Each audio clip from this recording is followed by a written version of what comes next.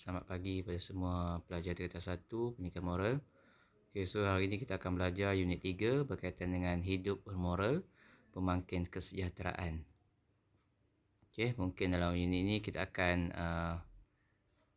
belajar berkaitan dengan kepentingan mempelajari moral, cara hidup bermoral dan tidak bermoral, manfaat pelajari moral dalam kehidupan dan juga mempraktikkan perlakuan moral dalam kehidupan seharian.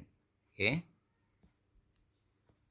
So, nilai-nilai yang terlibat adalah nilai toleransi, kejujuran, harga diri, kerjasama, hemah tinggi dan berterima kasih. So, saya harap nilai-nilai ni awak dah hafal lah. Dah hafal nilainya dan juga hafal maksudnya lah. So, cuti panjang ni, yang mana belum hafal, boleh hafal. Okey. Apa yang dikatakan dengan berakhlak mulia ni, pendidikan moral perlu dipelajari kerana dapat mendidik kita menjadi insan yang bermoral.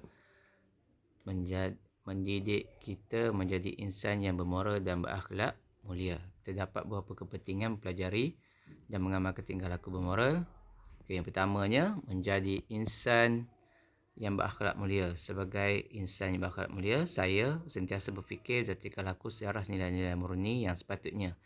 Misalnya, saya sentiasa menjaga maruah diri dan keluarga dengan mentaati ibu bapa saya dan belajar hingga berjaya. Saya juga mengamalkan perlakuan sopan pada setiap masa. Okey. Sebelum tu kamu kena ada buku teks bersama-sama dengan kita, ataupun yang mana tak ada buku teks, saya harap kamu boleh download buku teks digital tingkatan 1 Pendidikan Moral. Okey, yang keduanya, mengamalkan integriti.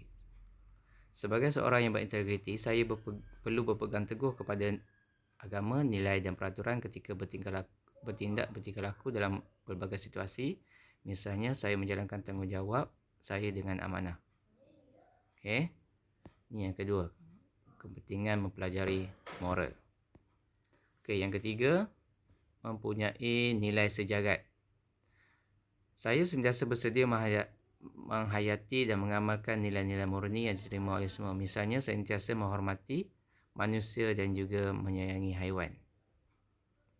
Dan juga yang keempat, membentuk perpaduan. So, kita terdiri daripada pelbagai kaum, bahasa, budaya dan agama. Kita perlu berganding bahu untuk mewujudkan masyarakat yang harmoni dan bersatu padu. Misalnya, saya sentiasa menghormati individu lain walaupun beza amalan dan pegangan daripada saya. Okey. Okey, yang kelima dan yang terakhir, untuk kepentingan mempelajari moral, mengamalkan kesejahteraan sejagat. Sebagai seorang yang mementingkan kesejahteraan, saya perlu peka perhatian serta memainkan peranan dalam usaha mengatasi isu-isu sejagat demi kesejahteraan kehidupan bersama. Misalnya, saya berusaha menjaga alam sekitar dan menghindari pertingkah-lingkahan demi keamanan dan keharmonian hidup. Okey. So, ini adalah 5 kepentingan mempelajari moral. So, saya harap semuanya ada dalam diri kamu masing-masing. Okey, apabila kita mempelajari moral, kita akan berusaha mengamalkan cara hidup bermoral dalam kehidupan harian. Secara tak langsung, kita juga menghindari cara hidup yang tidak bermoral. Okey. Okey, seterusnya kita akan masuk pada cara hidup bermoral. Okey, cara hidup bermoral meliputi aspek fizikal, mental dan sosial seperti mengambil makanan yang seimbang dan berkhasiat, menjaga kesihatan diri serta melibatkan diri dalam aktiviti yang sihat. Okey, ini contoh cara hidup bermoral: beradab, bijak menangani stres, suka membantu, berintegriti, bersikap jujur, menepati masa dan banyak lagi lah.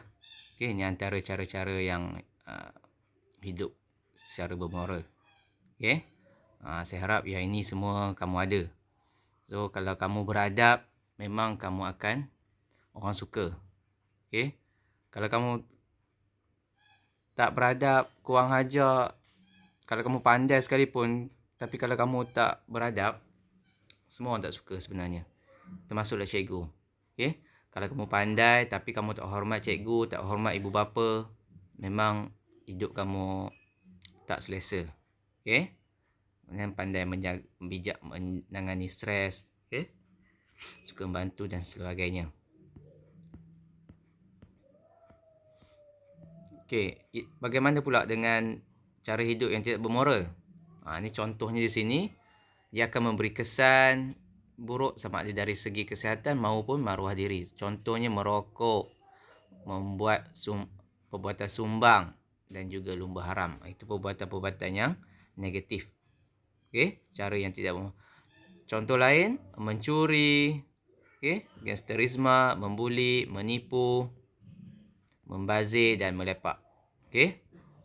Saya tahu ada juga yang kalangan sini yang mungkinlah ada yang menipu, ada yang melepak, membuli. So, kalau boleh elakkanlah. Okay. Gurau-gurau tu tak apa. Tapi jangan sampai memberi kesan kepada kawan kamu. Okay. Contohnya membuli lah. Membuli, mencuri. Okay. Kamu curi pensel. Saya cerita sini lah. Kamu curi pensel kawan, kamu curi buku kawan. Bila kamu curi, ilmu yang kamu gunakan tu, pensel yang kamu tulis, pen yang kamu tulis dekat buku tu, ilmu tu sebenarnya tak masuk pun dalam akal fikiran kamu. Okay? Sebab benda tu tak berkat. Bila kamu belajar cara yang baik, belajar menggunakan pen kamu, tidak mencuri ataupun tidak membuli kawan-kawan. So, kawan pun suka kamu, kamu pun belajar dengan baik dan keberkatan ilmu tu ada. Okay? Itu yang tidak bermoral, negatif. Okay, cukup setakat tu untuk nota kita.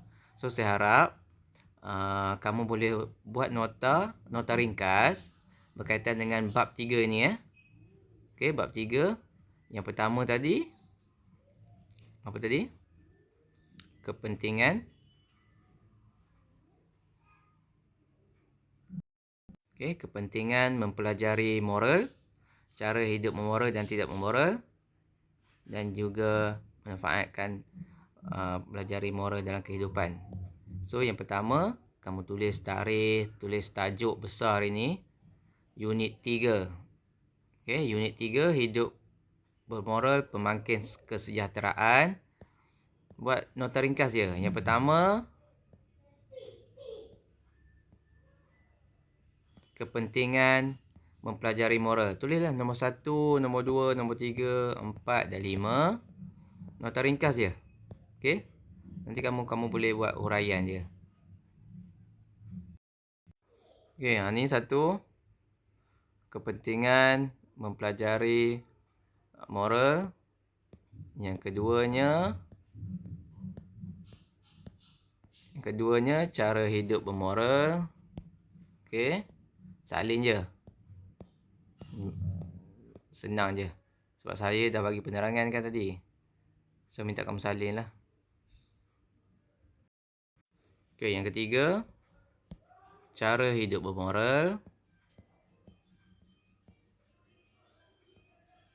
Dan itu cukup lah yang ketiga. So, nanti saya akan bagi latihan di sini lah. Kita semua ikut buku teks je. So, latihan pun kita akan ikut buku teks. Nota pun kita akan ikut buku teks. Sebab selalunya peperiksaan akan daripada ruang lingkup buku teks saja. Okay, itu pentingnya kamu jaga buku teks elok-elok. Okay. So, untuk latihan, nanti siapkan nota ni dulu. Dan latihan saya akan bagi kemudian. Sebentar saja lagi. Okay. So, buat ni dulu ya. Alright. Terima kasih.